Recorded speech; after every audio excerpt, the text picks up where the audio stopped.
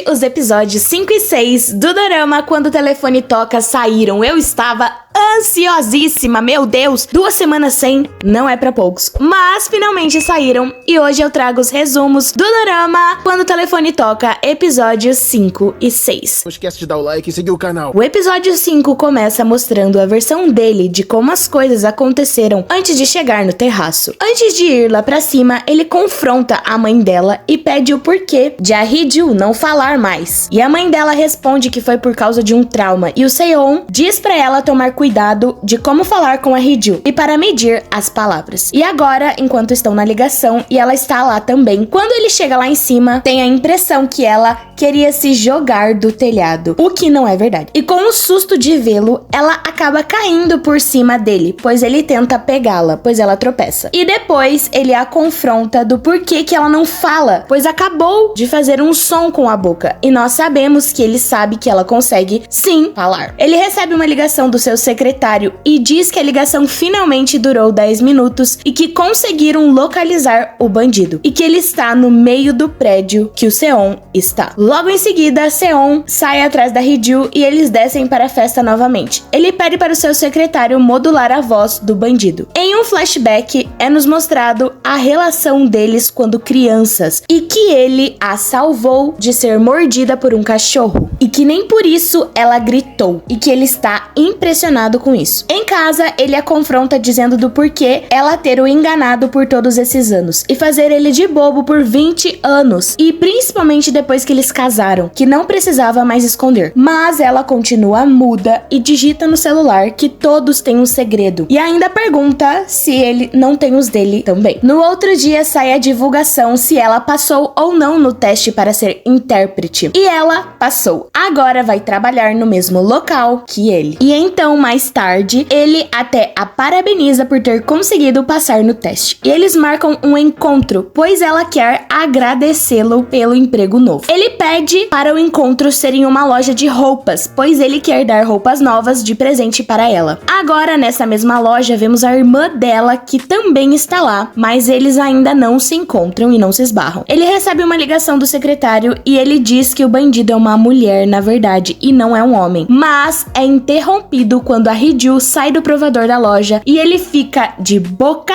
aberta e que ela está lindíssima. E mostra que a irmã dela os viu juntos. Depois disso, eles vão jantar. Mas ela recebe uma mensagem do seu amigo de faculdade e pede para eles comemorarem juntos e acabam indo os 4 jantar. A apresentadora, amiga do amigo da faculdade da Hee-ju, a Hee-ju e o Seon. Os 4 conversam e em um flashback mostra que na verdade o que ela queria ser era apresentadora e não intérprete na televisão. E nisso, depois que volta, os dois acabam se bicando muito e brigam por causa disso, não de porradaria, mas eles brigam, pois um quer saber mais dela do que o outro, tanto que ela acaba indo embora falando, acabou, não quero mais isso. Depois, logo em seguida, na ligação das 22 horas, enquanto ele quase diz o que sente por ela, ele é quase atropelado por um carro, mas ela grita Seon e acaba o salvando, empurrando os dois para o chão. Ela acaba machucando a sua mão e ele a ajuda com o seu machucado. E que ela deveria tomar mais cuidado, pois não pode machucar as suas mãos. Mas logo em seguida, ele lembra do grito que ela deu e fica um pouco abismado. E que ela pode sim falar pra ele tudo o que está acontecendo e que ela pode desabafar. Mas ela acaba não dizendo nada. Depois, quando vão pra casa, ela acaba recebendo uma ligação de um desconhecido. E sim, é o bandido verdadeiro. Mas, por enquanto, ainda não fala nada, só que ela atendeu a ligação. No outro dia, ela vai finalmente trabalhar no seu primeiro dia como intérprete. E lá, se apresentando pra todo mundo, ela não consegue falar, entre aspas. O Seon até diz que vai aprender a língua de sinais, pois quer se comunicar melhor com os intérpretes. E logo em seguida mostra que ela vai o ensinar a como falar na língua de sinais. Ela até o ensina uma frase bem legal que ele diz pra ela. E aprendem juntos coisas novas. E que os dois estão ansiosos para trabalharem juntos. Logo em seguida, vão em um primeiro jantar de equipe. Nesse jantar, Seon e seu secretário acabam indo conversar lá fora. E ele diz que alguns fragmentos foram perdidos da voz do bandido, mas que eles conseguiram recuperar algumas coisas. Então, mostra o modulador de voz para o Seon. Por enquanto, não nos mostra nada e volta para a Hee-ju na ligação com o bandido anteriormente, ela tendo um flashback do que aconteceu e que aquele carro que quase atropelou o Seon era o bandido verdadeiro e que ele quer destruir o Seon e não vai desistir de fazer isso e que ele quer contar para o Seon quem ela realmente é. E agora, na modulação de voz que ele escuta, é realmente a voz da Hee-ju. E ele fica incrédulo com isso. E ele também tenta ligar todos os pontos de todas as conversas que eles tiveram. E manda o vídeo que a polícia fez dela gritando pra modular pra ver se é a mesma voz ou não, pra ele saber se é ela ou não. Depois disso, eles vão pra casa. E ela acaba tendo que carregá-lo, pois ele está muito bêbado. Chegando em casa, tropeça e cai por cima dele, o beijando. Meu Deus.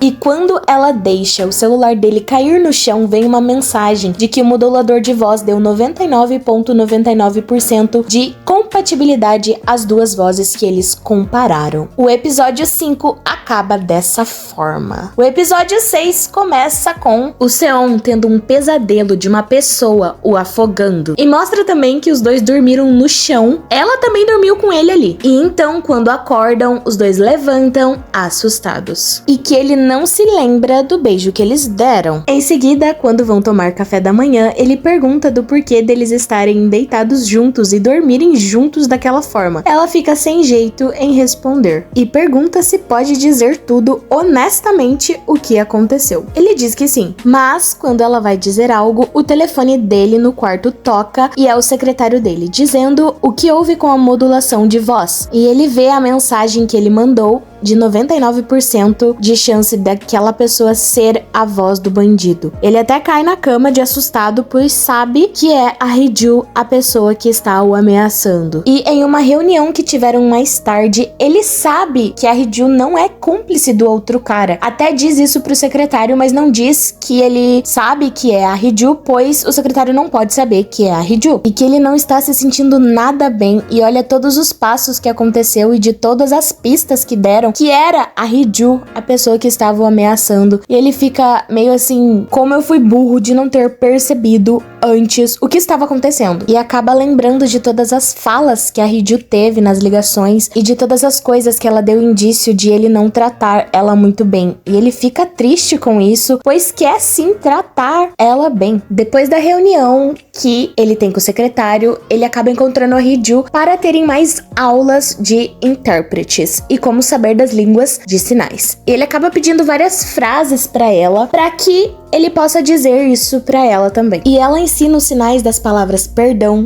traição, ódio e muitas outras e mostra coisas que aconteceu entre eles. E tenta dizer para ela em língua de sinais, eu perdoo você por tudo que fez, mas não consegue dizer e sai da sala. Logo em seguida, ela recebe uma mensagem da sua irmã. Mas antes, mostra os pais do Seon tendo uma briga, pois ela acabou bebendo e ficando bêbada e ela diz que, será que eu não posso beber em um dia como esse? E dá a entender que a gente sabe que o Seon foi adotado, então eles brigam e eles sentem que foi um alívio o que aconteceu no passado. Não sabemos o que é ainda, mas ela fica incrédula com o que ele disse e que ela se sente culpada por alguma coisa que aconteceu. Em seguida, a Hee-ju vai encontrar a sua irmã em um aquário e elas conversam e vemos alguns flashbacks da Hong In-na sendo bem metida com a Hee-ju e que a Hong In-na estava no acidente com as duas e com outra pessoa ainda que a gente não sabe quem é. E a Hong In-na ficou com a sequela de não poder escutar de um ouvido, mas que agora ela fez uma cirurgia e que consegue escutar muito bem e fala normalmente também. E é revelado que a Hong In-na sabia de tudo e que Ela sabia que a Hee-ju só parou de falar por causa da Hong-in-na e que ela não podia cair sozinha e que precisava que alguém fosse tão infeliz quanto ela. E que agora ela veio dar permissão pra Hee-ju voltar a falar. Mas a Hee-ju não aceita isso calada e faz em linguagem de sinais várias coisas e diz que ela não vai mais controlar a vida dela. E vai embora sem pestanejar. E ela conta a verdade sobre o Seon, que não foi ela que o abandonou, e sim ele que pediu pra Hee-ju se casar em troca da liberdade dela. E que ele tinha que manter os laços das famílias e mantê-la como refém. Em casa, agora, o Seon está procurando pelo celular da Hee-ju, mas ela chega a tempo de ele não encontrar ainda esse celular, e o celular está sim no lugar onde ela deixou. E acaba que ele encontra a lingerie que a mãe dela deu pra ela. E ela fica bem sem jeito e tenta pegar da mão dele, caindo por cima dele na cama deles. E nisso, ele lembra que eles se beijaram antes lá no chão, quando eles caíram por cima do outro também. Mas acaba saindo correndo da situação e ela pega a lingerie dela de volta. E até sai de casa depois disso, sentindo um aperto no peito e eu acho que um amor por ela também. Mas ele não diz nada, só diz que ficou maluco. Mas vamos ver o que vai acontecer então, né? A ligação das 22 horas começa e eles combinam de dizer algumas perguntas e se perguntarem isso e dizer coisas verdadeiras e não mentir. A primeira pergunta é se a Hong Hee-ju estava envolvida no acordo entre a Hong-in-na e o Seon. Ele diz que sim. E a pergunta dele é se a Hong Hee-ju está sendo ameaçada ou não. E ela diz que ela tá em perigo, mas ao mesmo tempo não está. Agora a próxima pergunta dela é se ele fez a Hee-ju de refém e em troca liberou a Hong-in-na do contrato. Ele diz que é verdade. E conta que quando ele era criança tinha vários pesadelos, que acontecem ainda, mas que quando criança ele se acalmava vendo a vizinha fazendo linguagem de sinais. Era assim que ele se acalmava dos pesadelos. E a vizinha era a Hee-ju. E que ela vivia em um lugar infernal. E que ele só queria ajudar aquela garotinha a sair daquele local, pois ela não vivia bem lá e que não podia confiar em ninguém. E ele só queria libertar ela daquele local. Foi o que ele fez, né? E a próxima pergunta dele foi se a Hee-ju ainda quer se divorciar dele. Ela responde que cansou de esperar que coisas boas acontecessem com ela. E a próxima pergunta dele foi se ela queria compreensão, fidelidade e coisas boas em um relacionamento, e que se ela quisesse tudo isso, ele poderia sim proporcionar um bom relacionamento, compreensão e várias outras coisas boas para ela. E que ele está completamente disposto a mudar a história e fazer com que a vida dela seja maravilhosa. E que ele sabe que manteve ela de refém todos esses anos, mas que está disposto a mudar completamente o seu comportamento para que ela vivesse uma vida melhor e quisesse sim ficar com ele. E pede para o 406 que se eles puderem mudar a história deles, é pro 406 parar de ligar para ele. Ela responde que depende do próximo passo e desliga a ligação. No outro dia, eles vão para uma espécie de viagem. Entram em um ônibus, ele faz algumas coisas bem legais para ela. Muda a bebida que ela está tomando, dá comida para ela. Não só para ela, né? Dá para todos os que estão ali ao redor, mas ele tenta ser gentil do modo dele. Agora, no Sang-woo e na Yuri, eles estão resolvendo um caso sobre algumas crianças de um orfanato antigo, mas ainda não tenho muitas coisas sobre isso. Eles acabam comprando algumas comidas para levar em um outro lugar para crianças comerem e estamos nessa agora. Eles até acham uma foto e descobrem que tem mais uma criança que desapareceu naquela época, um dos gêmeos, e agora estão um passo à frente da investigação deles. Na excursão e no ônibus, ele acaba sendo gentil com ela e o coração dele até bate mais forte quando ela deita no ombro dele dormindo. Agora, quando eles chegam, descobrimos que é um workshop que eles estão fazendo. Então, eles vão fazer várias gincanas e várias coisas e eles acabam ficando na mesma dupla, pois ele pede pra ficar com ela, né? Eles pulam corda juntos e se divertem pulando